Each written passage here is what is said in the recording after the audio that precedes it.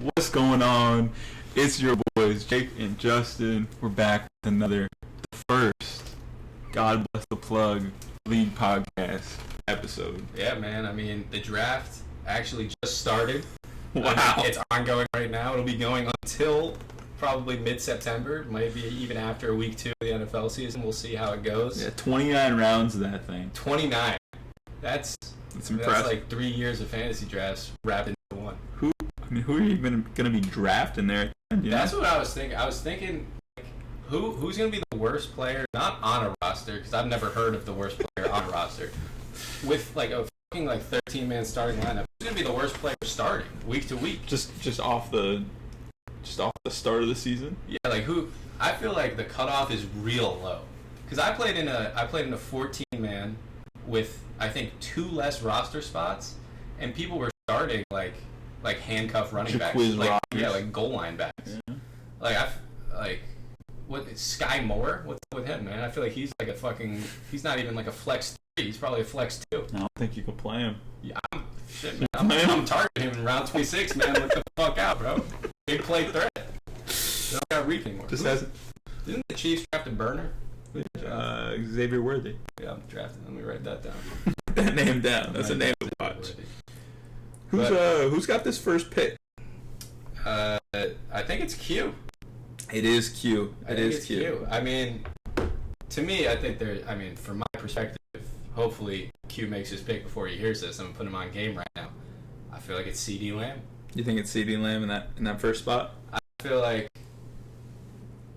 CD is just he's more reliable than those other options. I feel like, although it's super flex. Yeah. So it's Pat Mahomes. It's got to be Pat Mahomes. It is, yeah. Yeah, number 1. Yeah. I think it's going to go QB, probably. Yeah, I feel like it's probably QB until mid-first at least. Yeah. But anyway, season preview podcast, we don't know how the league's going to look yet this year. Yeah. What we can do is we can predict. We can make some damn predictions. How the league's going to look this year. Mm-hmm. And we have a few awards that we're going to talk about. We're going to discuss them. And we love to hear your predictions for all of these awards. Yeah, so feel free to call or text toll free. Just kidding. This is not the radio. This is a podcast. But feel free to have some discussions. But anyways, the first award I want to get into is going to be a good one. It's positive. Who's going to be the GM of the year this year? Yeah, we've seen some great GM performances in real life. Shout out Brad. Yeah. I really don't know who it's going to be. I'd love to say myself. I feel like we can keep ourselves out of this. Yeah. Someone I see just making consistent good moves every year. It's Fancy. Yeah, Fancy is definitely one of the more consistent GMs I've played fantasy football with. And I know you said we should keep ourselves out of this. But you don't have to. You don't have to. And coming off a really dominant championship run, I would say I'm in contention, man. Very few fantasy leagues that I've played in, and I don't say this because it's me, have been dominated. It was a no-brainer who's going to win that league. It was me. Because my team was by far the best. Because your team was insane. But anyway, I think Fancy's a good call. I think Decroft, that dude is just such a fucking nerd. Yeah, I think he is going to maybe have an advantage just off research. Bro, he spends an hour a day just doing his switch stick rhythms in college football 25, and it's paid off for him there. I think the time he puts in will pay off here too. I think some honorable mentions I'm going to throw out there for GM of the year. Spoto, I think, is the only guy with dynasty experience. Yep, that's big. He's the only guy with experience, and I feel like this startup draft is quick. It's really gone on us quick, and it's something he could have a big edge in, Yeah, I mean, this is the whole league right here. You don't win your league at the draft, but you sure can lose it. That's an old adage I've heard with fantasy football, but I feel like in a dynasty league, you can not only do you win your league in the draft, you win your league for the next 10 years in the draft if you make a great draft. Make a good draft, yeah. So I think Spoto's in there, but I do like Fancy. I like Decroft, and I like myself just to be in the mix there. Any final thoughts before we move on to our next award? No, I think that's good for me. Okay, cool. Well, like the next award I'm gonna go with the Michael Jordan MVP award. Who and so this is an interesting award for me because I'm talking one season MVP. And Season one MVP. Okay.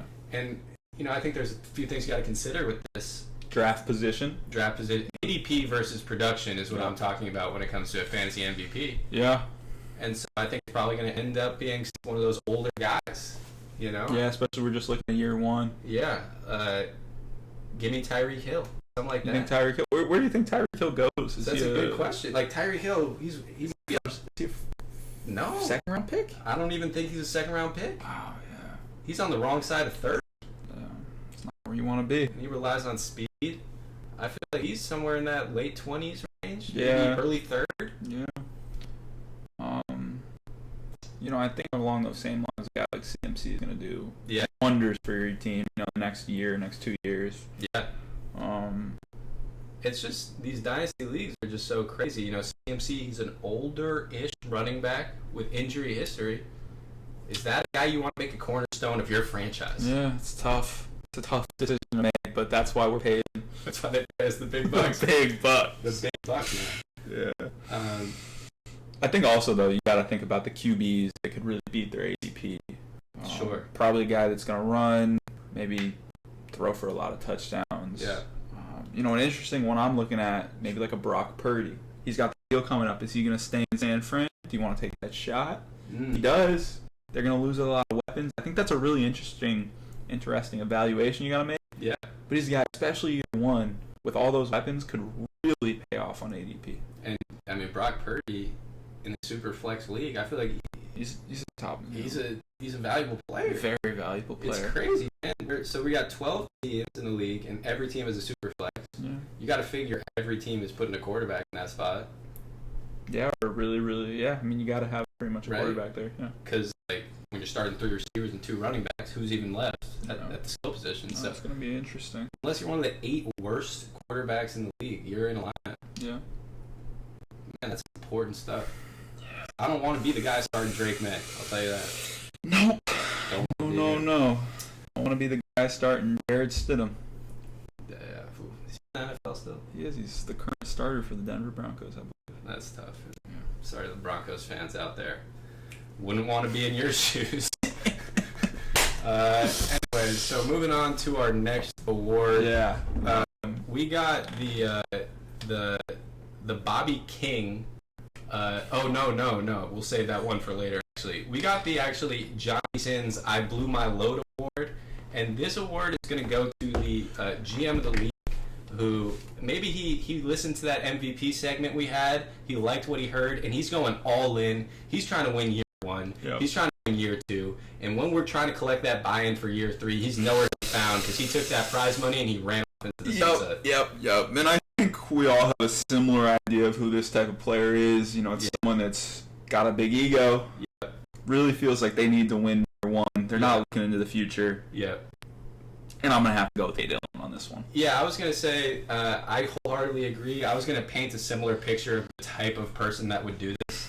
I would describe the kind of person that would do this hypothetically as someone immature, probably pretty self-centered, and can't really think, past what's right in front of them. Not forward thinking. Yeah, maybe they lack object permanence to an extent. If they're not looking at something in that moment, they might not know it's there.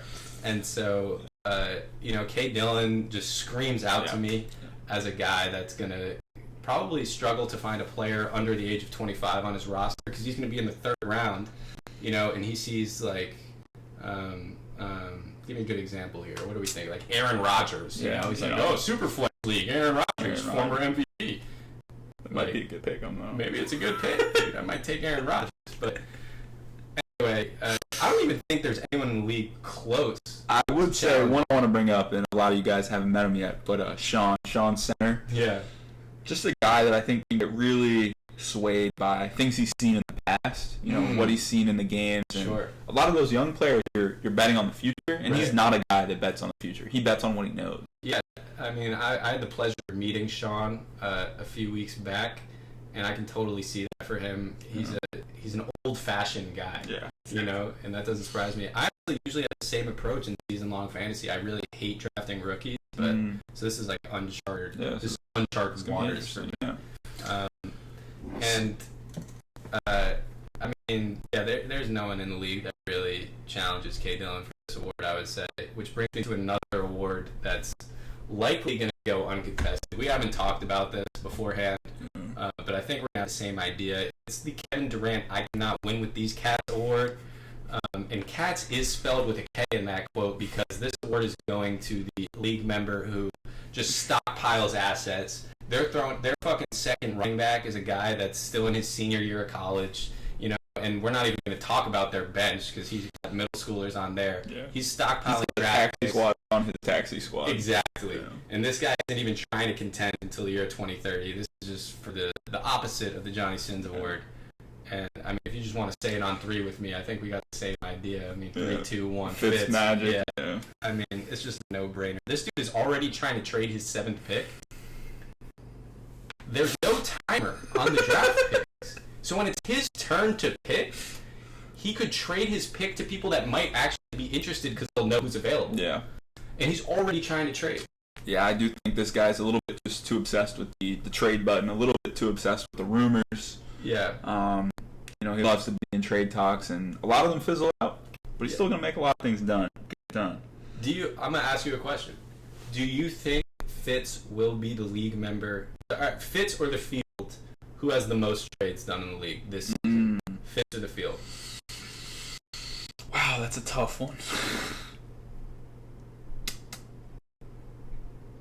You know, he is working 3 jobs right now. I think that could put a bit of strain on his ability to, you know, finagle deals. Right. Players I'm looking at that I know that I've played with. I've played with every player in this league. I think I'm the only person to. I am the only person. You played a league with Q. I've not played a league with Q. So. You didn't even know Q. Didn't even know Q. But I have played with it. I've played with the most players of anyone in the league, so I think I have that edge of just knowing the field. Teo. He's a guy who will spend 3 hours on a deal just for it to fall through. He loves making trades. Yeah. I don't know that he's to the level of Fitz where he will spam you and constantly hound the league chat to trade, make just terrible offers for Fab. Yeah. But yeah, I think that's a guy that could contend, and for that reason, just because there is another player in contention, I think it'd be right to take the field. Yeah. But it's a tough bet. It's tough. I certainly wouldn't be confident taking the field. No. The thing about Fitz is 99% of the trades he offers are legitimately insulting to my intelligence as both a human being and a football fan. Mm-hmm. And then that 1%. He got it wrong. Reversed. Yes, it's just unbelievable. It's the best trade I've ever seen. So you gotta entertain him the whole time because you never know when, like, Fitz's when 1% is gonna come. Yeah, like Fitz's internal circuit boards are backwards. Like maybe that guy's a robot. I wouldn't be surprised. And it turns out that he has his values backwards, and he just offers you the best trade in the world. So you do have to always entertain Fitz, as annoying as he is, because he might just give you a hidden pack of gold. But yeah, I think I would also take the field on that bet just because I'm not confident in Fitz's ability to offer enough fair trades throughout the season. Yeah, because that guy is really fucking stupid. Yeah, I wouldn't go that far. When it comes to fantasy, and sometimes other things too, but I just don't trust his ability to make enough intelligent offers. Yeah, no, I think that's very fair. Are there any other awards we want to get into? That wraps up the preseason award ceremony. Mm-hmm. Quick podcast today. Yeah. Just trying to get our foot in the door in this whole podcasting thing. Yeah. Figure it out. I do think we could go through a quick intro of all of the players in the league. Well, the GMs? Yeah, all the GMs. Sure. Yeah. Is there any that you want to... I feel like let's just touch on the ones that we didn't discuss during the awards section. We didn't discuss. We got players like Q. That's one. He's an X factor, man. Yeah. I think he's going to be good. You think so? Something about the way he carries himself. He sent his buy-in real quick, I will say. He already sent the buy-in. He's the first one to send the buy-in. Yeah. That screams confidence. Yeah, he's You know, we said fantasy, you in? He said, fuck yeah, I'm in. You got a spot? I was like, all right. Yeah. We said dynasty. He's like, all right, super flex or tight end premium, you know? Yeah. He's got it on him.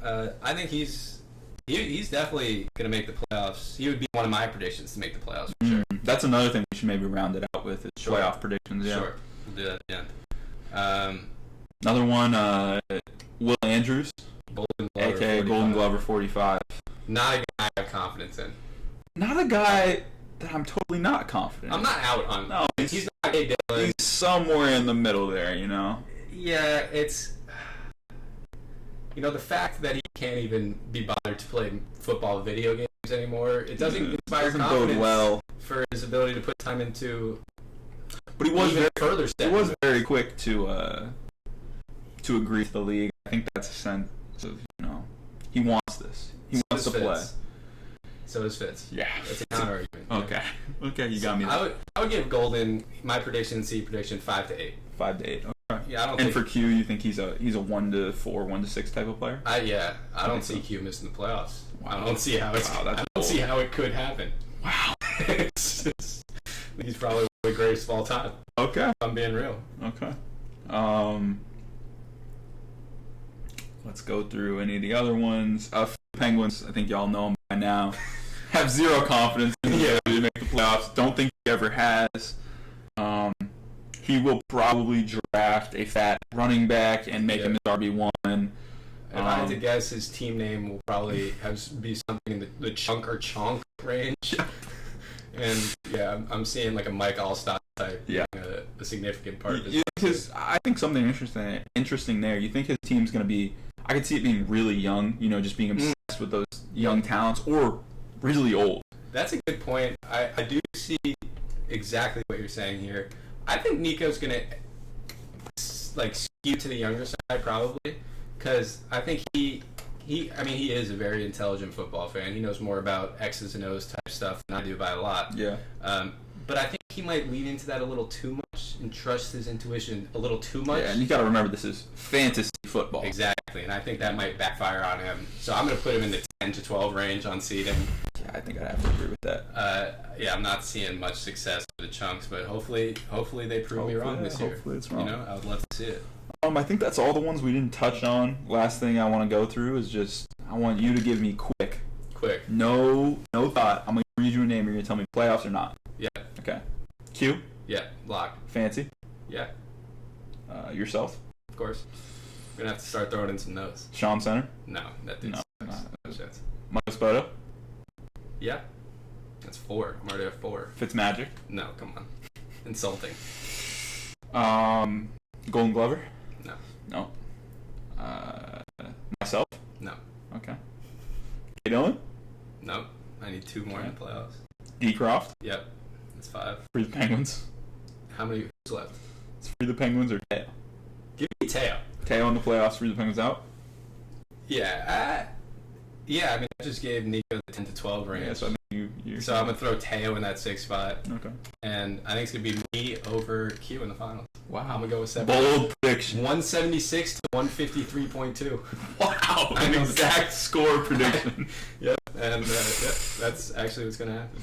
Wow. Yeah. Disagreements on my playoff picks here? I assume you think yourself will be there? I think I'll be there.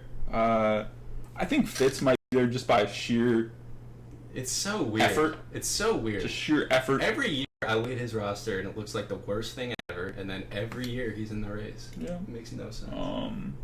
Definitely agree with you on the Spoto pick. I think he's the sleeper maybe a lot of people aren't thinking about. Yeah. I mean, he would be my odds-on favorite if I'm being real. Yeah. Him or Q. Well, Q is like the GOAT. We're talking MJ and Jordan, or MJ and LeBron here, you know. Like, Q is the greatest fantasy player of all time, but Spoto's got that knowledge. Yeah, no, I think that wraps up a great first episode. We're hoping to make this a weekly type of thing, especially once the season gets going. We'll cover, transactions, rumors, the rumor mill, and just a general vibe of the fantasy world. Absolutely, man. Leagues both that we're in and that we're not in. Yeah. We're going to cover the whole fantasy world. No, I think it's going to be real good. To be honest. Yeah, thanks for tuning in. We'll see y'all soon. God bless plug.